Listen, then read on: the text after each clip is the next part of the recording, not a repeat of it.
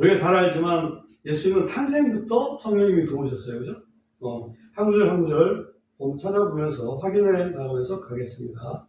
마태복음 1장 20절. 마태복음 1장 20절.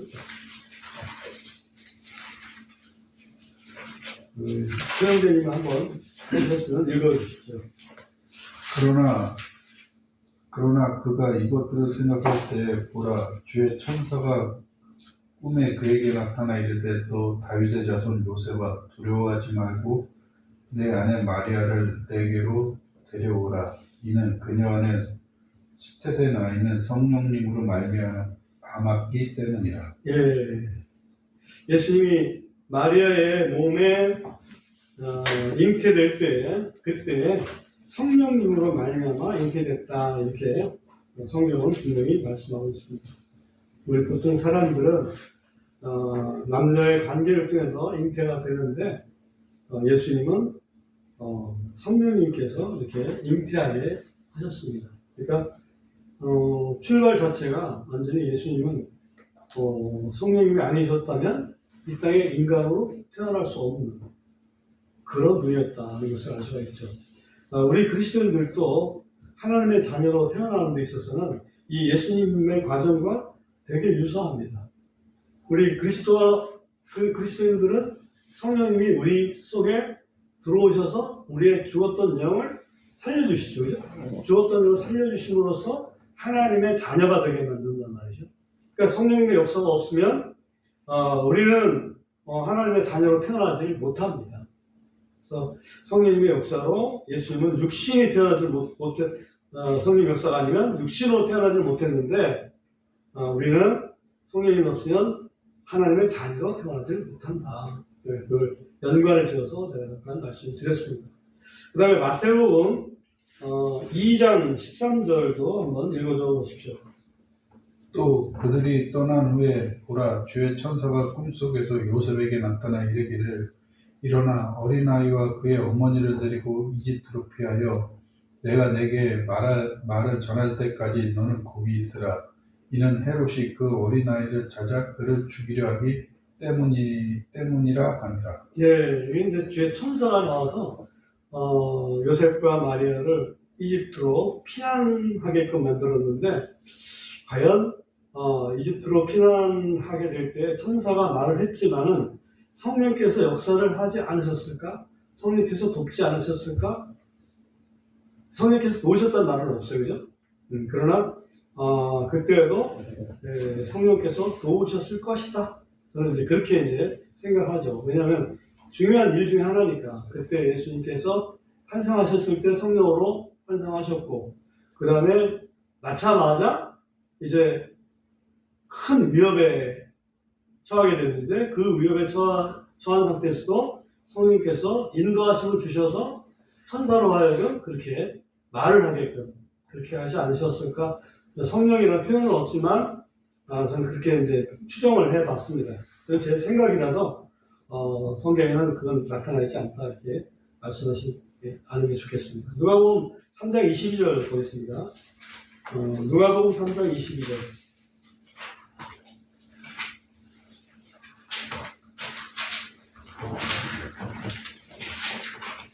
책에서만 한번 더 읽어주십시오. 성령님께서 비둘기 같은 모양으로 그분 위에 내려오시니 하늘로부터 한 음성이 나서 이르시되 너는 내 사랑하는 아들이라 내가 너를 매우 기뻐하노라 하시더라. 예.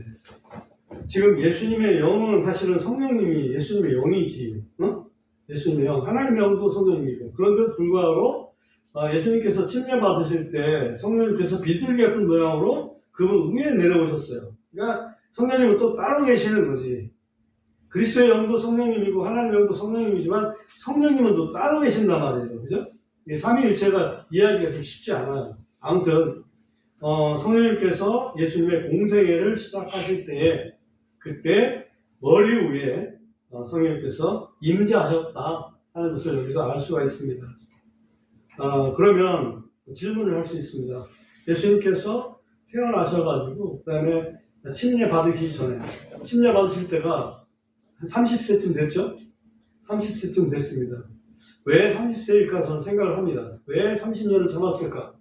성경에 보면 제사장들의 직분이 30년입니다. 30세 이상 돼야 직분을 행할 수가 있어요. 장정들은 20세 이상 되면 군대를 가잖아. 그렇지만은 이 레위 중에서 이 제사장들은 30세 이상이 돼야 제사장이 될 수 있어요.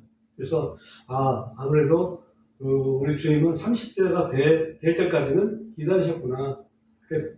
예수님이 탄생하신 지가 BC 0년이 아니고 BC 4년으로 돼 있죠? BC 4년으로 돼 있는데 BC 4년에서 30세가 되려면 AD 26년 아니면 27년 그렇게 돼야 됩니다. 누가복음 3장 22절에 보면 예수님께서 침례 받으실 때 성령님께서 비둘기 형상으로 예수님 위에 내려오시는 그런 모습을 여기서 기록하고 있습니다. 그러면 성령님께서 예수님이 탄생하실 때도 그때 탄생하게끔 하셨고, 그 다음에 예수님 침례 받으시고서 공생에 시작하실 때도 성령께서 이제 시작을 하시게 하셨는데, 그러면 한 가지 질문하고 싶은 것은, 그럼 예수님이 태어나서 30세가 될 때까지 그때는 성령님께서 함께 하시지 않으셨을까? 함께 하셨을까? 어떠세요? 함께 하셨죠? 함께 하셨다. 왜냐하면 함께 하신 걸 어떻게 알 수 있냐면 예수님은 물론 하나님의 아들이시지만 성경 말씀을 다 아셨어. 그 뜻이 뭔지 다 아셨어. 그리고 예수님이 12살 됐을 때 그때도 예루살렘 성전에 가서 거기서 그야말로 기라상 같은 그런 학자들하고 성경 학자들하고 대화를 하신단 말이죠. 그러면 그런 그 지혜는 누가 주실 거냐? 그 지혜의 영은 누가 주시는 거냐? 성령님께서 지혜의 영이 되시잖아요. 그래서 성령님께서 함께 하셨구나 하는 걸 알 수 있어요. 그러나 지금 공식적으로 공생의 사역 시작할 때 성령님께서 이렇게 임재하셨던 이유는 어떤 이유 때문에 그러셨을까? 그걸 우리가 좀 찾아보려고 합니다. 4장, 누가복음 4장 1절 한번 찾아보세요. 누가복음 4장 1절.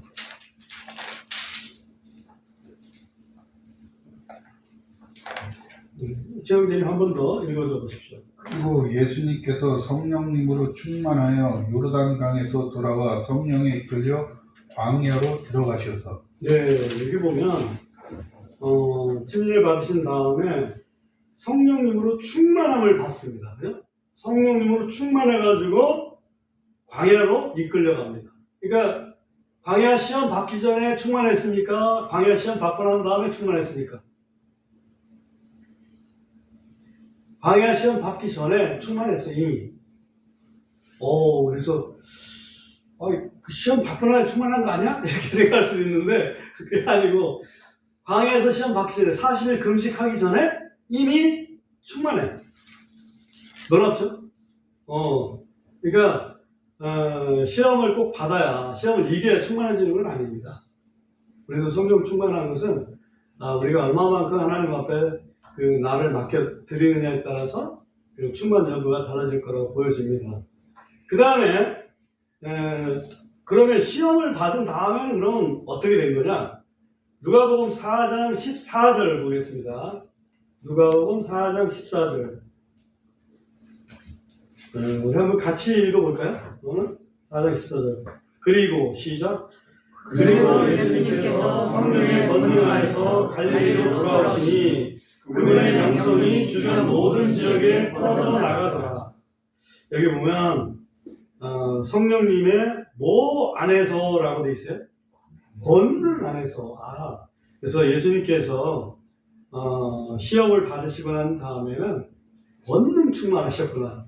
물론 성령 충만하면 권능 충만할 수 있겠지만은 그 권능을 행사하시기 위해서 시험 과정이라는 게 있구나 하는 것을 알 수가 있습니다. 그 다음에 그 이후에 예수님께서는 정말 갈릴리 각 지역, 유대 광야 지역, 예루살렘 지역 또는 저 변두리 시돈 땅까지 안 다니시는 데가 없었어요. 거의 이스라엘 땅 모든 곳을 다니셨는데 그것을 사도행전 10장 38절에서는 어떻게 표현하고 있는지 사도행전 10장 38절을 한번 또 열어줘 보세요. 사도행전 10장 38절. 수험생님 또 한번 전담으로 한번 오늘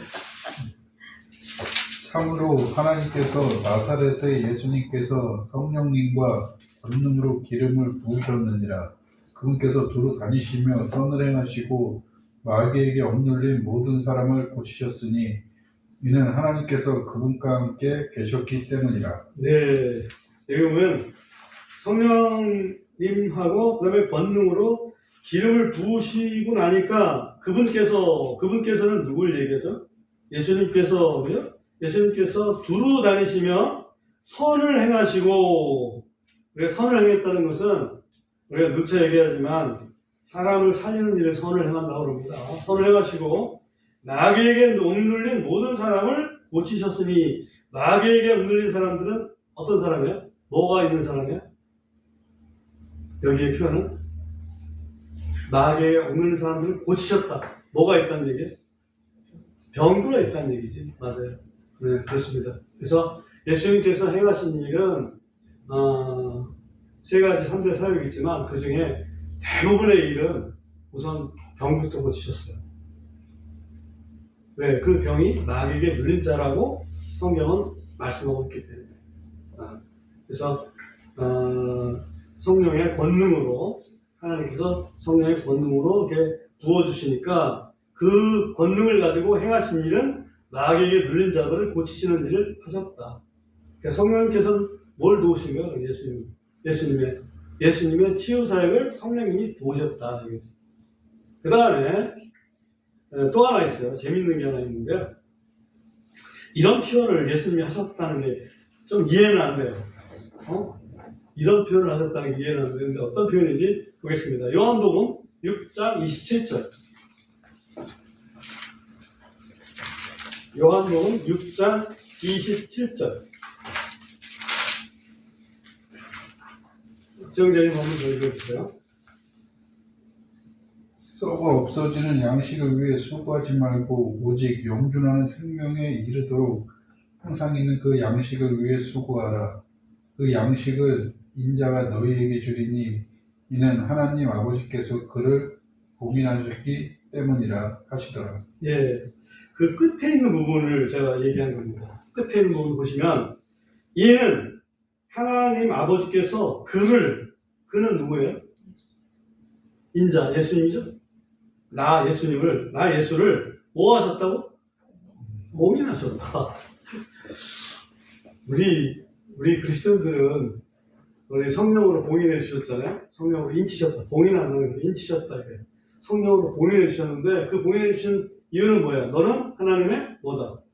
자녀다. 하나님의 백성이다. 그러니까 네가 나중에 죽어도 나중에 부활할 거다. 어떤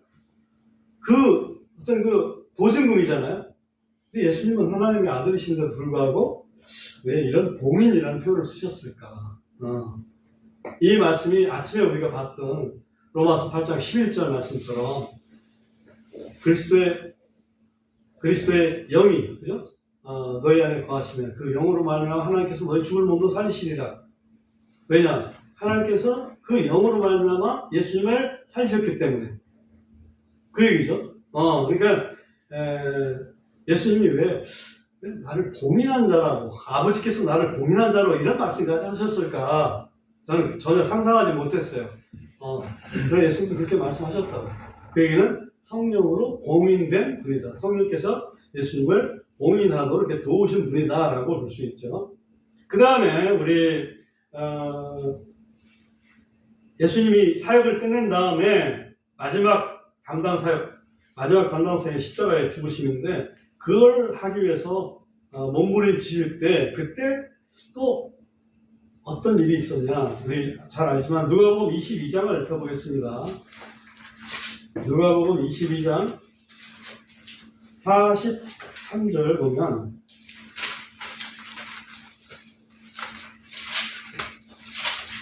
거기 보면 제가 읽겠습니다. 이렇게 되어 있어요.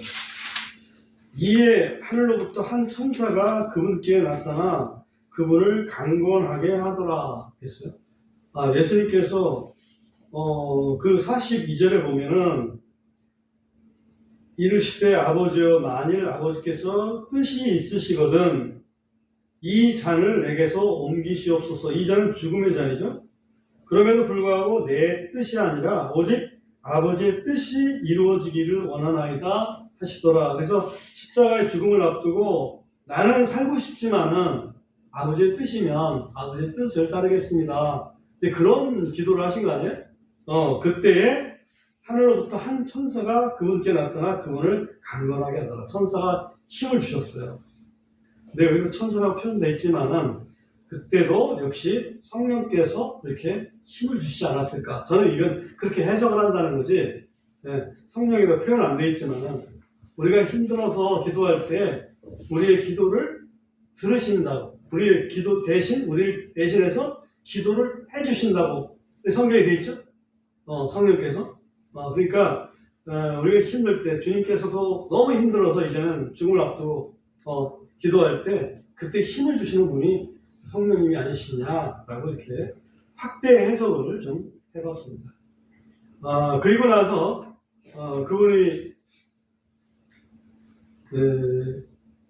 또 행하신 일들을 좀 한 번 더 살펴보겠습니다. 누가복음 10장 21절 보겠습니다. 누가복음 10장 21절.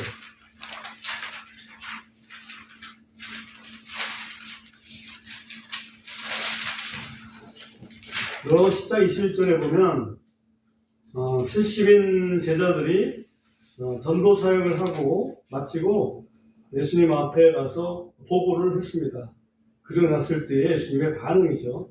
그건 10장 21절 최영진 한 번 더 읽어보세요. 바로 그 시각에 예수님께서 영 안에서 기뻐하시며 이르시되 오 아버지 하늘과 땅에 주시어 이것들을 지혜롭고 분별 있는 자들에게는 숨기시고 악기에게 드러내심을 감사하나이다. 정녕 그러하니이다.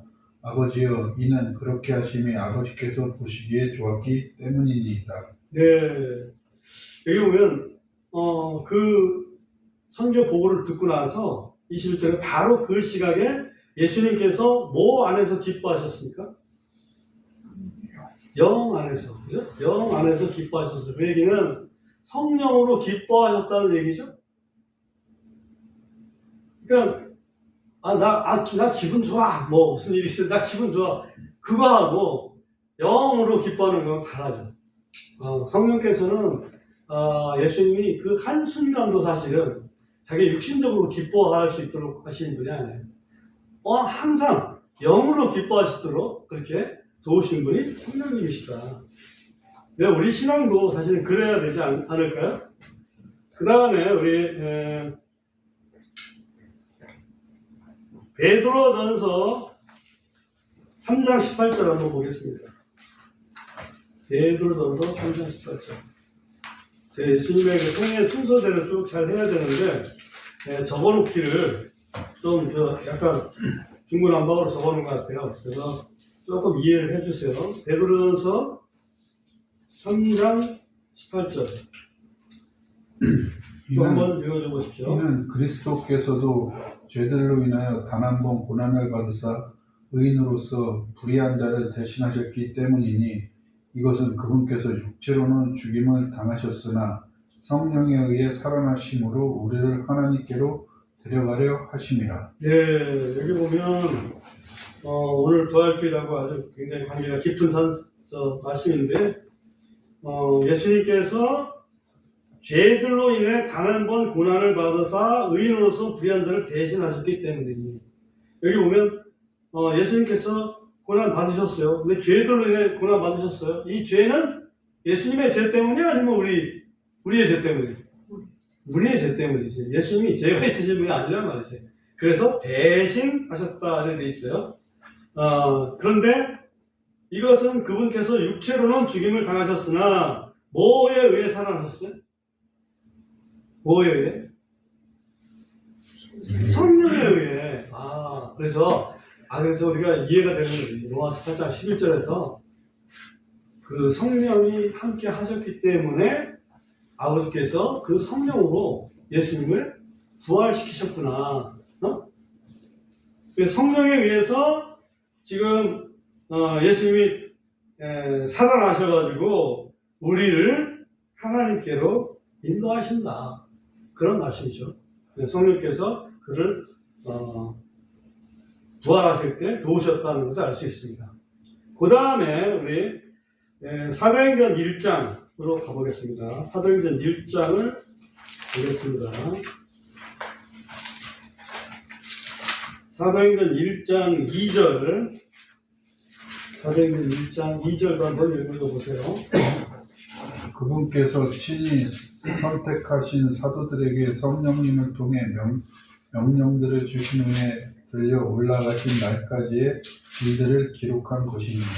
예, 여기 보면 예수님께서 부활하신 다음에 승천하시기 전에 사도들한테 여러 가지 말씀 많이 하셨죠? 근데 그 말씀하신 것을 누구를 통해 말씀하셨다고 되어 있어요? 성령님을 통해서 말씀하셨다고 되어 있어요. 난 이 말씀도 좀 놀랍지 않습니까? 부활하신 예수님 직접 다 말씀하셨는데 그때 말씀하신 거는 다 성령님을 통해서 말씀하신 거다 이거예요. 그러니까 예를 들면 예수님께서 야 생선 구운 거 가져와봐 이 말씀 하셨다 이거지. 생선 구운 거 내가 먹어볼게. 그러니까 그것도 성령님을 통해서 말씀하셨구나. 기다려라. 내가 가면 아버지께서 약속하신 것을 그 성령님을 너희들에게 보내줄 거야 라고 하신 말씀도 성령님을 통해서 말씀하셨구나. 부활한 영체하고 부활 전에 이런 육체하고는 좀 차이가 있구나 하는 것을 조금 더 좀 느낄 수가 있는 그런 대목이 아닌가 싶습니다.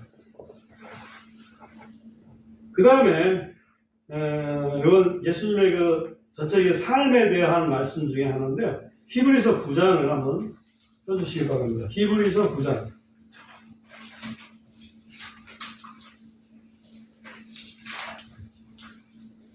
14절 말씀. 히브리서 9장 14절 말씀.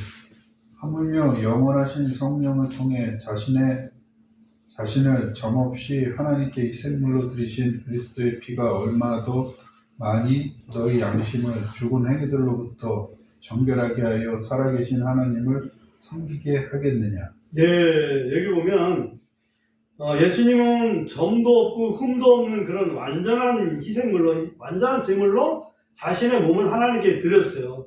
그러니까 십자가를 지실 때에 점도 없고 흠도 없는 분이었다고. 근데 그렇게 됐던 이유가 뭐냐면 누구를 통해서 드렸기 때문에 영원하신 누구를 통해? 성령을 통해. 예수님의 삶이 성령님이 함께 하셨기 때문에 그 삶이 완전해지고 흠도 없고 점도 없는 그런 완전한 제물이 될 수 있었구나. 그죠? 그러니까 성령님께서 뭘 도우신 거야? 예수님께서 흠 없는 삶을 살 수 있도록, 점 없는 삶을 살 수 있도록 성령님께서 도우셨구나. 그러니까 우리 그리스도인들도 성령님께서 도우실 때에 우리가 그런 삶을 살 수 있는 거예요. 우리 스스로의 노력 가지고는 안 됩니다. 그 다음에 요한복음 3장을 가보겠습니다. 요한복음 3장 거의 다 됐습니다. 요한복음 3장 34절 말씀. 이는 하나님께서 보내신 이는 하나님의 말씀들을 말씀하시기 때문이요 이는 하나님께서 그분에게 성령을 한량없이 주시기 때문이라. 네, 여기 보면 하나님께서 보내신 이는 누구예요? 예수님이죠? 예수님은 하나님 말씀들을 말씀하시기 때문이요. 이는 하나님 말씀하는 이유는 하나님께서 그분에게 예수님에게 무엇을? 성령을 한량없이 주시기 때문이다. 그래서 하나님께서 성령님을 예수님에게 한량없이 계속 주다 보니까 예수님이 하시는 말씀은 다 하나님 말씀인 거죠. 우리도 말은 많이 하지만 예를 들면 전도를 해도 말을 많이 하잖아. 근데 과연 하나님 말씀 하는지 우리말 하는지 뭘로 구분할 수 있냐면 성령님이 하나님께서 나에게 성령님을 주셔서 하는 말씀인지 그냥 내 생각 가지고 하는 말인지 거기에 따라서 달라지는 거죠. 근데 예수님은 하나님 아버지께서 성령님을 한량없이 주셨다는 거죠. 말할 때마다 그게 다 하나님 말이 되죠. 예수님은 한 말씀도 떨어질 게 없어요. 근데 우리가 하는 말은 아마도 절반 이상은 다 떨어질 겁니다. 성령님을 한량없이 주시지 않고 성령님을 의지하도 않고 내 생각, 내 머릿속에 있는 거 가지고 얘기할 때가 많잖아요. 그죠? 이거 우리가 반성할 점이지.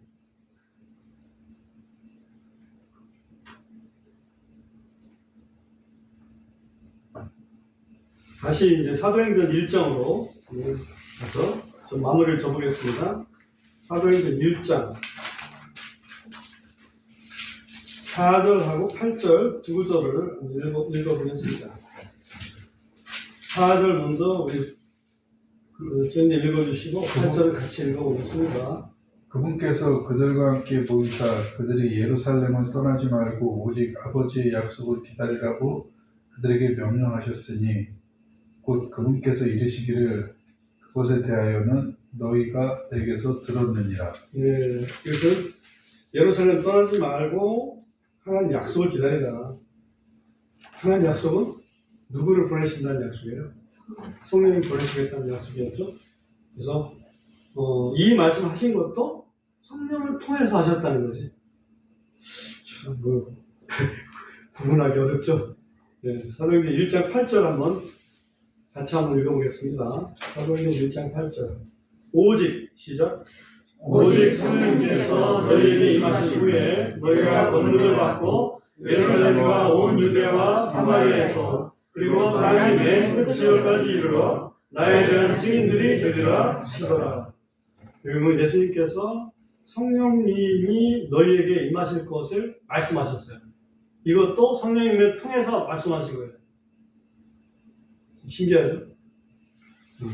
그러니까 예수님의 사역은 알파에서 오메가까지 성령으로 시작해서 성령으로 마쳤구나. 그것을 이 말씀을 좀 공부하면서 좀 느낄 수가 있었어요. 그래서 항상 그리스도 속에는 성령님이 계시고 또 성령님 속에는 그리스도가 계시고 이걸 알 수 있죠.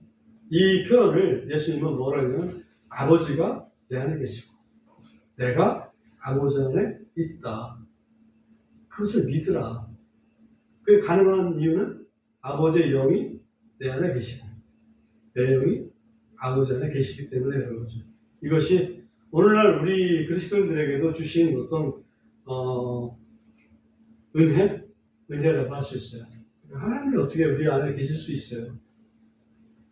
그 거룩하시고 그 크신 분이 어떻게 계실 수가 있냐고. 그렇지만 성령님을 통해서, 그죠? 성령님의 작은 흔적이라도, 성령님의 작은 은사라도, 그게 성령의 것이니까 성령님이 내 안에 계시는 거예요. 네?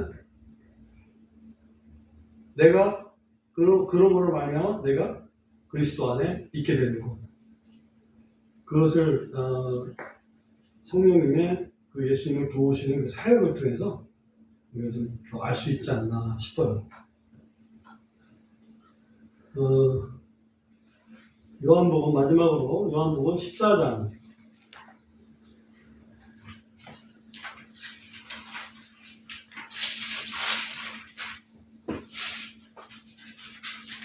장 11절 보겠습니다.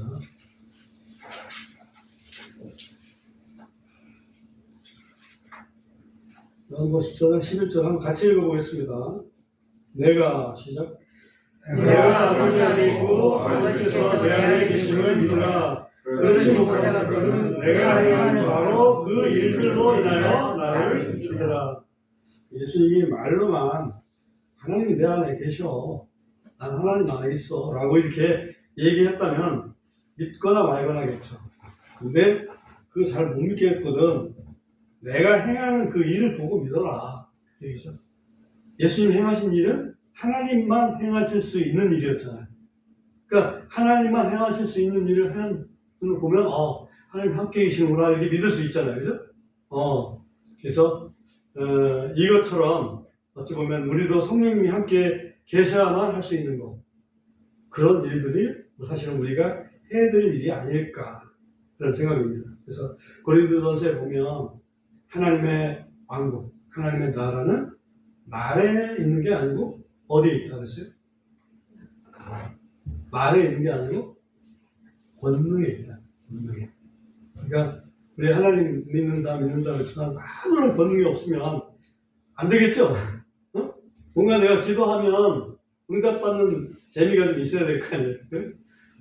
그래서 그런 것들이 우리가 좀 사모하고 해야 될 일이 아닐까 그런 생각을 합니다. 아까도 말씀드렸지만 우리 인생은 생로병사라고 보통 얘기하지만 예수님은 생로가 늙을 노자가 아니고 일할 노자라고 노동할 노자. 우리는 그리스도인으로 태어났으면 그리스도인으로 일하고 병사가 아니라 사활이라고 죽어도 다시 산다. 그지? 그런 믿음을 갖고 살아야 되지 않겠냐. 예수님의 삶이 성령으로 시작해서 성령으로 마친 것처럼 그리스도인의 삶도 성령으로 거듭나서 성령으로 부활할 때까지. 그죠? 그게 우리 그리스도의 삶이 아니겠느냐.